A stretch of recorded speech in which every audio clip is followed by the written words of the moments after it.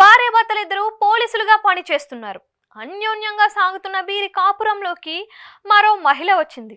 భర్తతో విడాకులు తీసుకున్న మరో మహిళతో పోలీస్ భర్త వివాహేతర సంబంధం పెట్టుకున్నాడు. గత 4 ఏళ్లుగా గుట్టు చప్పుడు కాకుండా కొనసాగిస్తున్న వీరి వ్యవహారాన్ని భార్య రెడ్ హ్యాండెడ్గా సభ్య సమాజానికి తెలియజేసింది. అదెలా అనుకుంటున్నారా? ఒకసారి చూసేద్దాం, ఆగండి. కర్ణాటకలో సిరివారా పోలీస్ స్టేషన్లో హెడ్ కానిస్టేబుల్గా పనిచేస్తున్నాడు రాజ్ మహమ్మద్.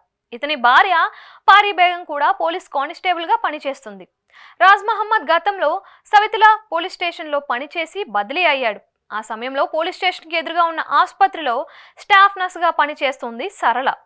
ఎదురెదురుగా ఉండడంతో ఇద్దరు చూపులు రోజూ కలిసేవి. అప్పటికే భర్తతో విడాకులు తీసుకున్న మహిళ కావడంతో రాజ్ మహమ్మద్కు ఆమెను పడేయడం ఈజీగా మారింది. ఇద్దరి మధ్య చూపులు మాటలు కలిసి అది ఆ సంబంధం వరకు తీసుకువెళ్ళింది. ఇద్దరి మధ్య విపరీతమైన కామ కోరికలు పెరిగిపోయి శారీరకంగా కలుస్తూ ఎంజాయ్ చేసేవారు. అయితే భర్త రాజ్ మహమ్మద్ పై దేవదుర్గ పోలీస్ స్టేషన్లో పనిచేస్తున్న ఆయన భార్య పారీ బేగంకు అనుమానం కలిగింది. తన భర్త తన పట్ల ప్రేమగా ఉండడం లేదని ఎస్పీ దృష్టికి కూడా తీసుకువెళ్ళింది. కానీ భర్తను రెడ్ హ్యాండెడ్గా పట్టుకోవాలి అనుకుంది.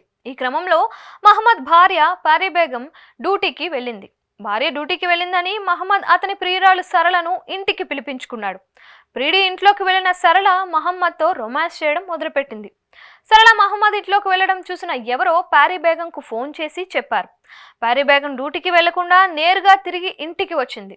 పారీ బేగం ఇంటి తలుపు తట్టగా లోపల ప్రేమికులు రొమాన్స్ చేస్తూ ఈ లోకాన్ని మైమార్చిపోయారు. కాసేపటి తర్వాత మహమ్మద్ ఇంటి తలుపులు తీసి చూడగా ఎదురుగా అతని భార్య పారీ బేగం కనిపించడంతో అతను హడలిపోయాడు.